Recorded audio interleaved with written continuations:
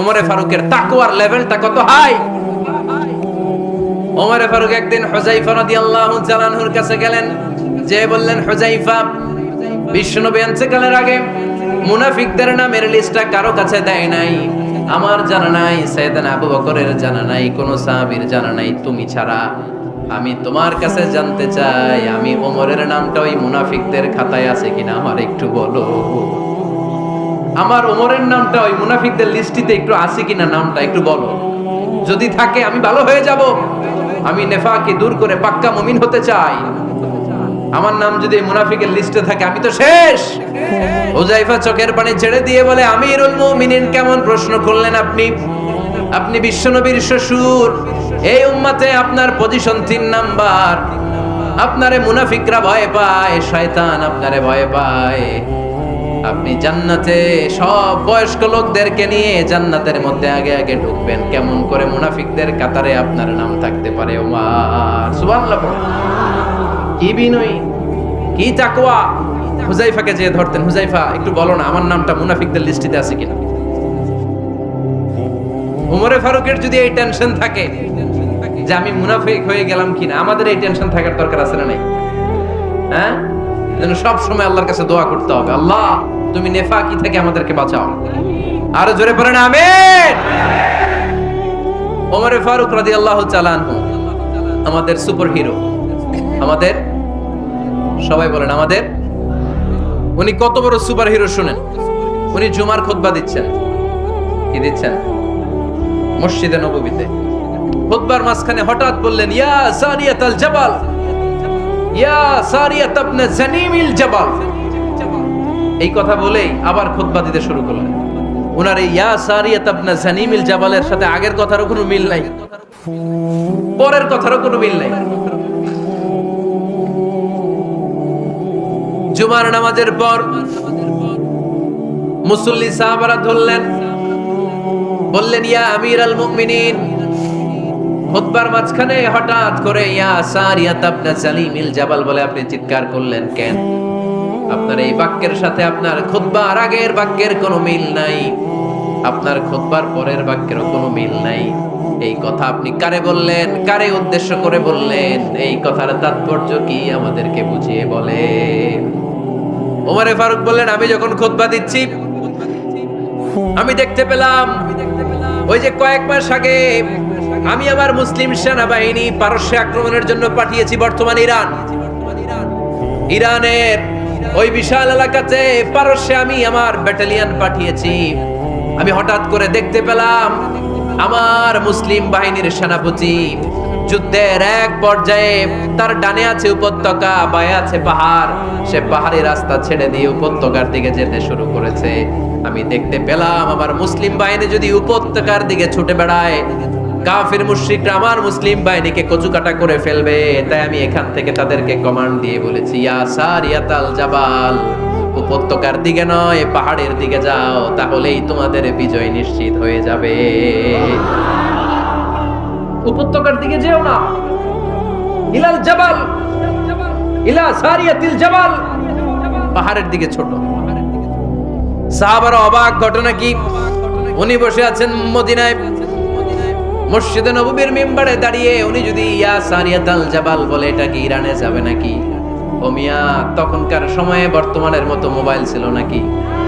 Internet ছিল নাকি? কিছু ছিল? খালি মুখে আমি যদি বলি ইয়া সারিয়াতাল জাবাল, এটা ইরানে যাবে, ইন্ডিয়ায় যাবে, ঢাকায় তো যাবে, ফরিদপুর শহরেই তো বসবে না, ঠিক কিনা?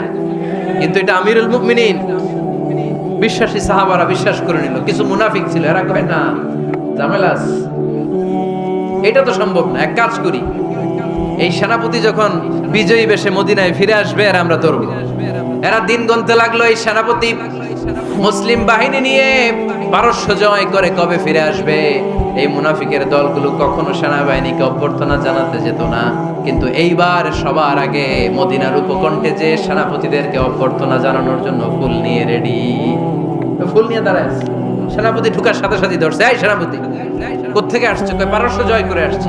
কয় এমন এমন দিন, জুমার দিন দুপুর বেলা যুদ্ধের মাঝখানে আমিরুল মুমিনিনের কণ্ঠের কোন কথাবার্তা শুনছো নাকি?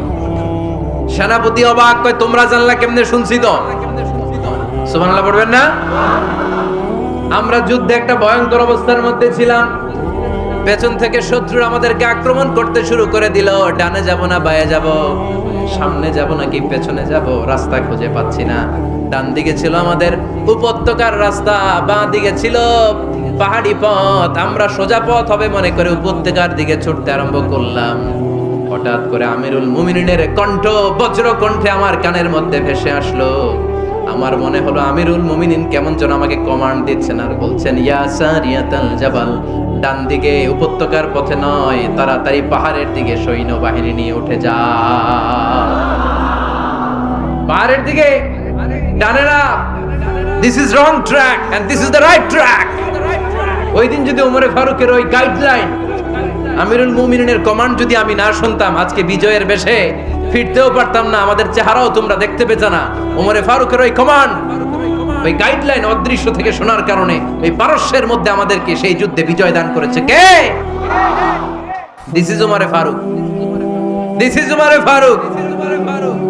বিশ্বনবী বলছেন, ওমর মা লাকিয়াকা শাইতানু সালিকান ফাজ্জান ইল্লা সালাকা ফাজ্জান গায়রা ফাজ্জিক। ওমর, শয়তান ইবলিস যদি তোমার কোনো রাস্তা দিয়ে হাঁটতে দেখে, শয়তান ওই রাস্তা রেখে দিয়ে অন্য রাস্তা দিয়ে হাঁটে।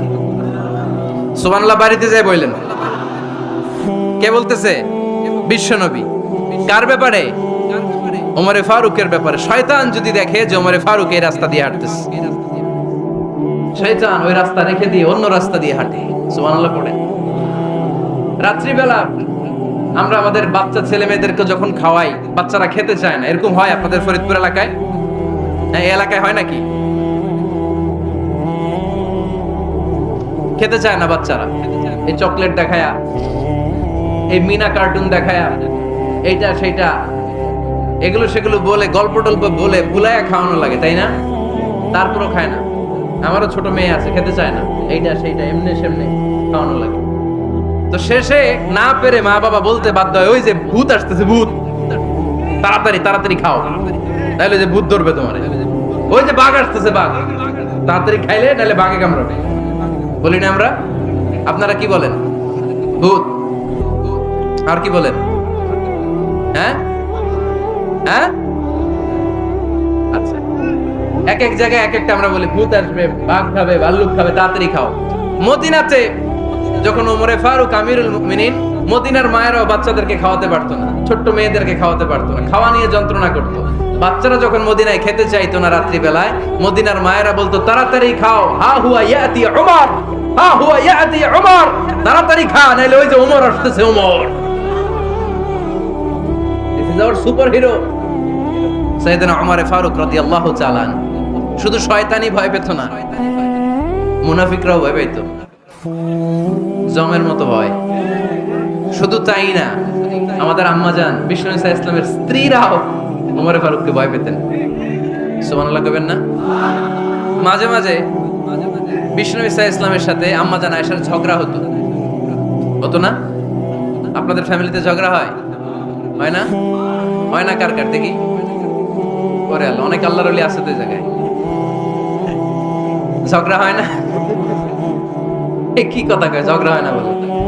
বিশ্বনবীর ফ্যামিলিতে ঝগড়া হয়, আপনার ফ্যামিলিতে হয় না? মিষ্টি ঝগড়া। আর ও বিয়েই করে নাই।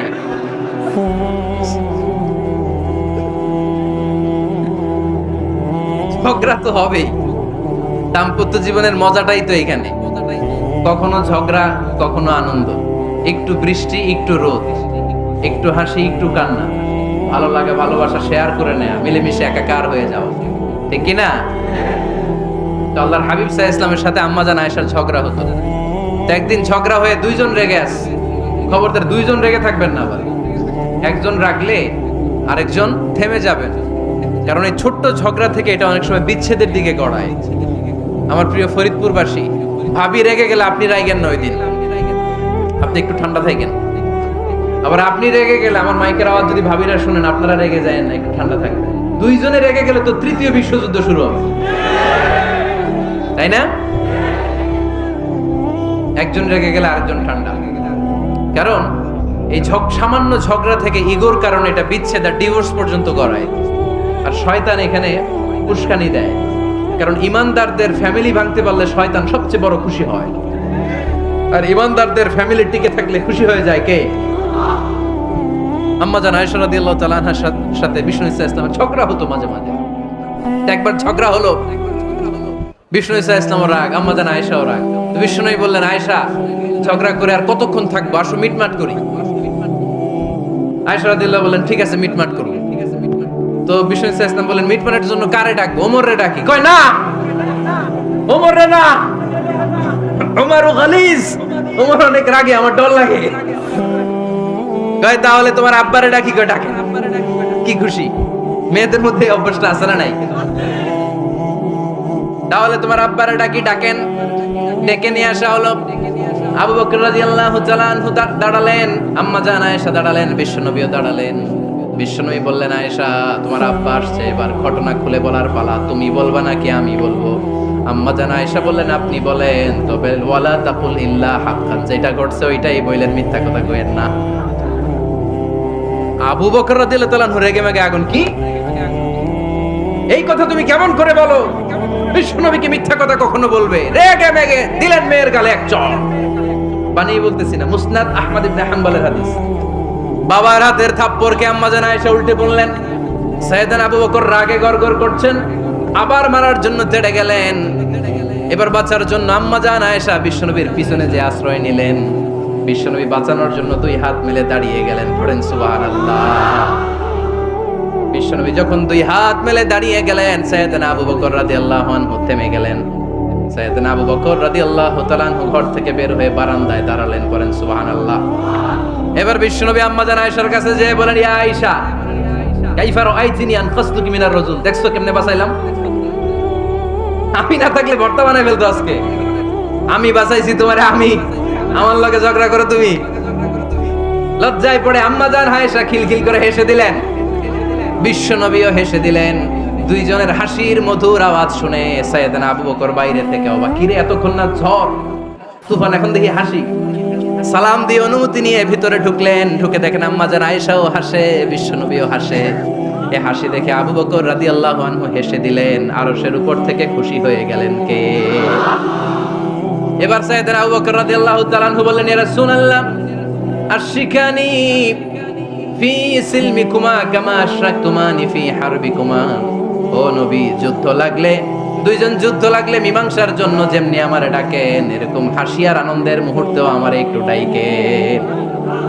আশরিকানি ফি সিলমিকুমা কামা আশরাকতুমানি ফি হারবিকুমা। নবী, আপনাদের মধ্যে ঝগড়া লাগলে সন্ধি করার জন্য আমারে যেমনি ডাকেন, আপনাদের হাসি খুশি আনন্দ খুনসুটি এই মজাদার মুহূর্তগুলোতে আমারে বঞ্চিত রাখেন না, আমার একটু ডাকেন। সুবহানাল্লাহ পড়েন।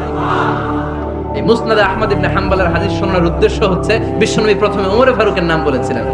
সাইয়েদনা আয়েশা বলে, না আমি ডরাই। হাইবাত, দিস ইজ কল্ড হাইবাত ওমর। একবার বিশ্বনবীর সব বিবিরা ধরলেন, ও নবী আমাদেরকে এটা দেন, ওইটা দেন, ঘরে এটা নাই, ওইটা নাই, ওইটা নাই। বিশ্বনবীকে, আমার কাছে কিচ্ছু নাই, যদি এমনি আমার বউ হয়ে থাকতে চাও থাকো, তাহলে যা, তা না হলে যা লাগবে কিনে দেব, সাথে সাথে তালাকও দিয়ে দিব। কিছু দিতে পারবো না, আমার নাই তো, সামর্থ্য নাই। কিন্তু বিবিরাও ছাড়ে না, এটা দেন ওইটা দেন। বিশ্বনবী রহমতের নবী, বিবিদেরকে বুঝাতেও পারেন না। বিবিরা আবদার করতেছে, নবী এটা লাগবে, ওইটা লাগবে। ইন দ্য মিন টাইম বিশ্বনবী একজনের সালাম শুনতে পেলেন। কে যেন দরজায় দাঁড়িয়ে বলতেছে, আসসালামু আলাইকুম। বিশ্বনবী দরজার দিকে তাকালেন, তাকিয়ে বললেন, ওয়া আলাইকুমুস সালাম। আর বুঝতে পারলেন এটা আমার ওমরের সালাম। সালাম দেওয়ার পরে বিবিদের দিকে তাকায় দেখে একজন বিবিও নাই, সব অন্দর মহলের ভিতরে দৌড়। সুবহানাল্লাহ পড়তে পারলেন না? This is hour super hero Omar. এরকম ওমর একটা লাগবে, চিল্লায় বলেন কয়টা? একটা ওমর গোটা বিশ্বকে সোজা করে দিবে। একটা ওমর সবল আর দুর্বলের সব পার্থক্য দূর করে দিবে। মাজলুমের উপর জালিমের অত্যাচারের অবসান ঘটায় দিবে। গোটা বিশ্বটাকে সাম্য, মৈত্রী, ভালোবাসার ইনসাফ দিয়ে পরিপূর্ণ করে দিবে। সেই ওমরের অপেক্ষায় আমরা। নিজের ছেলেকে 80টা বেত মেরেছেন। কয়টা? 80টা বেত মেরেছে। এই ব্যাপারে অনেকগুলো বর্ণনা পাওয়া যায়। সবচেয়ে সহিহ বর্ণনা হচ্ছে মুয়াত্তা ইমাম মালিকের বর্ণনা। ওমর ফারুক রাদিয়াল্লাহু তাআলা আনহুর ছেলে আব্দুর রহমান মারুফুন বিআবি শাহমা ছিলেন মিশরে। ওখানে নাবিজ খেয়েছিলেন। নাবিজ হচ্ছে আরব দেশের লোকেরা দুধের মধ্যে শক্ত খুরমা রাত্রেবেলা ঢেলে দিত, ঢেলে দিলে সারা রাত ওই খুরমার রসটা দুধের সাথে মিশে দুধটা লাল হয়ে যেত। এটারে সকালবেলা খেত, খুব সুস্বাদু, এটাকে বলে নাবিজ। কিন্তু এটা রাতে ভিজাইলে সকালেই খাইতে হয়, রেখে দিলে আবার একটু সমস্যা হয়, এটা অনেকটা তারির মতো হয়ে যায়, মাতলামি চলে আসে। তো ওমরে ফারুকের ছেলে নাবিজ খেয়েছেন, মদ খাননি, নাবিজ। কিন্তু নাবিজ খাওয়াতে সাকরান চলে এসেছে। সাকরান চলে আসাতে এটা যখন প্রমাণিত হয়েছে, আমর ইবনে আস রাদিয়াল্লাহু তাআলা আনহু নাকি 80 বেত মেরেছেন মিশরে। কয় বেত? নিয়ম হচ্ছে সবার সামনে, কিন্তু সবার সামনে না মেরে একটু গোপনে মেরেছে। এই তথ্য যখন ওমরে ফারুকের কাছে এসেছে, উনি বললেন না, মারতে হবে সবার সামনে, আলাদা মারলা কেন? ও মদিনায় ফিরে আসলে আমি আবার 80টা মারব। মদিনায় ফিরে আসার পরে সাইয়েদনা ওমরে ফারুক ওই আগের 80টারে আর ধরেন নাই, নিজ হাতে আবার 80টা বেত মেরেছেন। এই বেত মারার 1 মাস পরে এই আবু শাহমা ইন্তেকাল করেছে।